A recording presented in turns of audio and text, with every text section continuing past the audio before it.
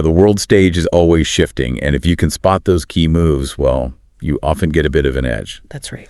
So today, let's zero in on something significant happening just up north in Canada, which could ripple out further than you might think. We're going to dig into a pretty major event today. Canadian Prime Minister Mark Carney has just announced a big cabinet shakeup, and we're basing this deep dive on an Associated Press report that came out today, Tuesday, May 13th, 2025. Yeah, think of this as your quick briefing. We'll try to cut through the noise, give you the essentials of what's happening in Ottawa. Right. Our goal here is to really understand the main changes in the government, maybe touch on the reasons behind them, and think about the potential impact, especially, on that crucial Canada-U.S. relationship. And for you listening, the idea is you get a good handle on these key developments, the context, without needing to wade through tons of news yourself. Exactly. Okay, so the headline: Prime Minister Carney, big cabinet shuffle announced. Yeah, it dropped Tuesday, May 13th. And it's happening as Carney is, shaping his government after that recent election win. We should probably remember he only took over from Justin Trudeau earlier this year, right? That's right, 2025. And then he won his own election just last month in April. So this shuffle is really his first big move to put his stamp on things. Definitely feels like it, setting his own direction. And one of the standout moves has to be Anita Anand becoming the new foreign minister. That's a critical post. It really is. Especially right now, she's taking over from Melanie Joly. Correct. Shelley moves over to become the Minister of Industry. Okay. And Anand, her previous job was defense minister, wasn't it? Yes, exactly. So that's a pretty significant switch at the top tier of government, defense to foreign affairs.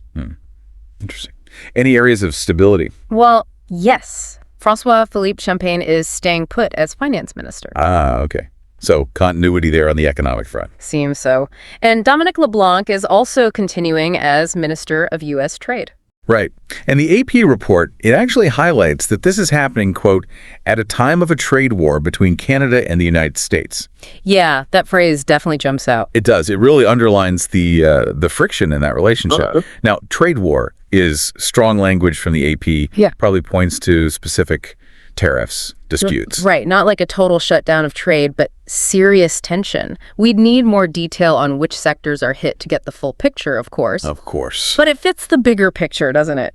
Carney really won the top job, partly by promising to confront what he called the aggression toward Canada shown by U.S. President Donald Trump. That was definitely a key campaign message. He wasn't subtle about it. No. But he also tried to project, stability. He emphasized his background, the calm demeanor of an economist, pointing to his time leading the central banks in both Canada and the UK. Sort of positioning himself as the steady hand, maybe in contrast to the U.S. administration at the time. I think that's fair to say.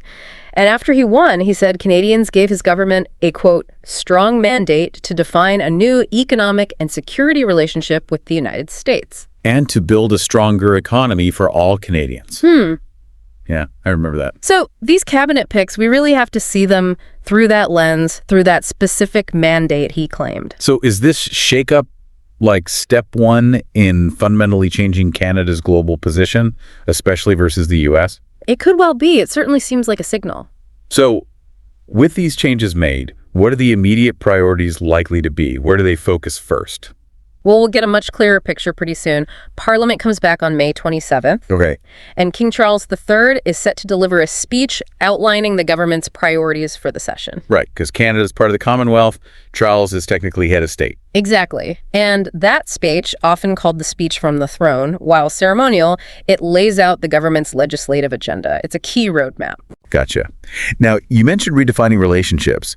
Carney's made some pretty direct comments about shifting focus, hasn't he? He has. He's been highlighting Canada's ties to the UK and France, its founding nations, as he put it.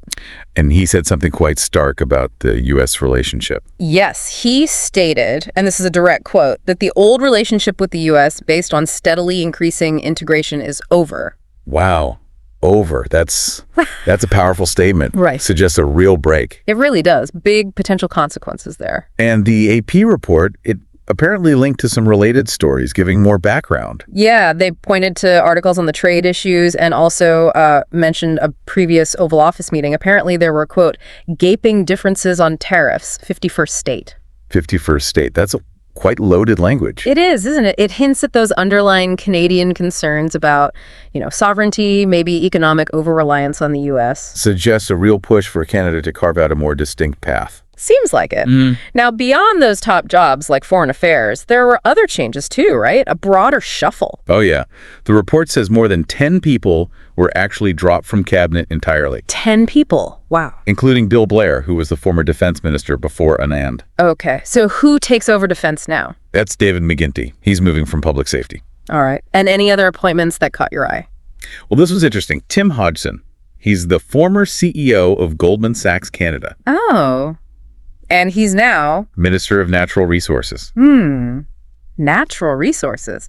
Now that connects back to Carney himself, doesn't it? His own long history at Goldman Sachs. 14 years, yeah. It's quite the link. It really is. Hodgson's finance background, Carney's Goldman experience, and Carney's stated goal of making Canada an energy superpower. Right. Focusing on big nation-building projects, he called them. It suggests a real focus on perhaps attracting investment, managing resources differently. It could be big for energy markets, maybe trade beyond just the U.S.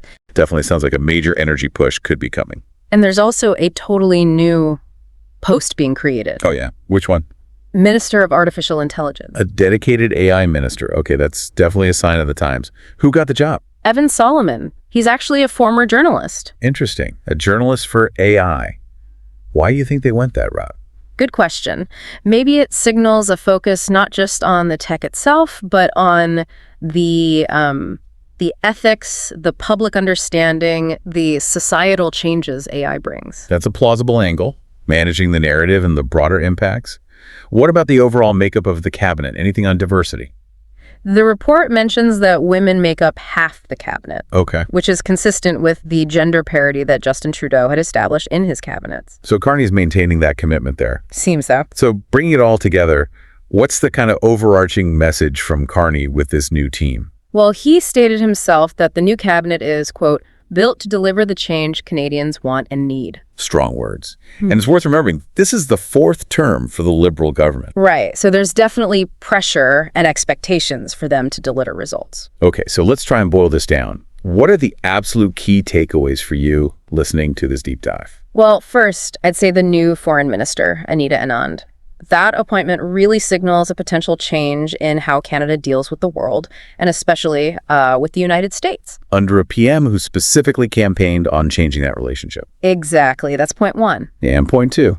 I think the focus on certain economic areas, creating that new AI ministry is a big flag, and appointing someone like Hodgson with his finance background and Carney's own history to natural resources plus the energy superpower talk, Yeah. it really highlights where their economic priorities seem to lie moving forward. Energy, AI. So for you listening, understanding these moves, it gives crucial context, right? Not just for Canada, but for North America, maybe even global politics. These things can affect so many different sectors. Absolutely. Trade, investment, diplomacy.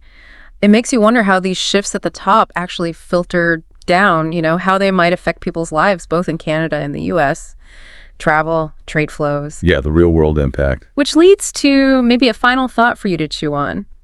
Considering Canada's history, its ties, but also these new ambitions under Carney, how might this new direction really reshape its place in the world? And maybe more specifically, what kind of challenges or maybe opportunities could pop up from what looks like a seriously recalibrated relationship with the U.S., its biggest neighbor? Definitely something to watch closely in the coming months and years.